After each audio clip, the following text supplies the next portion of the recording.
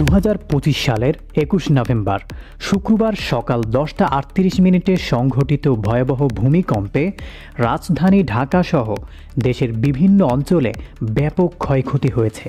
উচ্চ ভবনগুলো দুলে উঠেছে, বহু স্থাপনা ক্ষতিগ্রস্ত হয়েছে এবং এখন পর্যন্ত প্রাপ্ত তথ্য অনুসারে 6 জনের মৃত্যু ও 2 শতাধিক মানুষ আহত হয়েছেন। মুহূর্তের এই দুর্যোগ মানুষের জীবনে যে ভয়াবহ ক্ষত সৃষ্টি করেছে তা অপূরণীয়। কিন্তু বাস্তবতা হলো যে পরিবারগুলোতে জীবন বীমা ছিল, তারা এই কঠিন সময় অন্তত কিছুটা আশার আলো দেখতে পাচ্ছে। পরিবারের কর্তা হারানোর শোক কোনোভাবেই পূরণ করা সম্ভব নয়, কিন্তু বীমা কোম্পানিগুলো আর্থিক সহযোগিতার মাধ্যমে সেই শোকার্ত পরিবারগুলোর পাশে দাঁড়িয়েছে। জীবনের পরিবর্তনকে ফেরানো সম্ভব না হলেও আর্থিক সাপোর্ট তাদের ভবিষ্যৎকে কিছুটা নিরাপদ করেছে।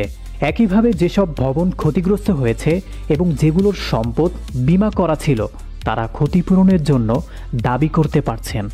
অন্যদিকে যাদের কোনো বীমা ছিল না, তারা হঠাৎ নেমে আসা এই বিপর্যয়ে গভীর হতাশায় নিমজ্জিত হয়েছেন।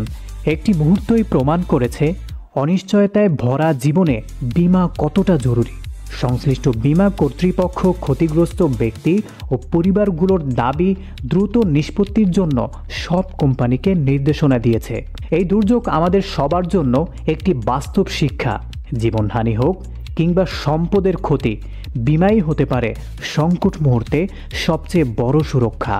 তাই নিজের ভবিষ্যৎ, পরিবার এবং সম্পদের সুরক্ষায় জীবন ও সাধারণ বীমা অত্যন্ত প্রয়োজনীয় এবং সময়োপযোগী একটি সিদ্ধান্ত।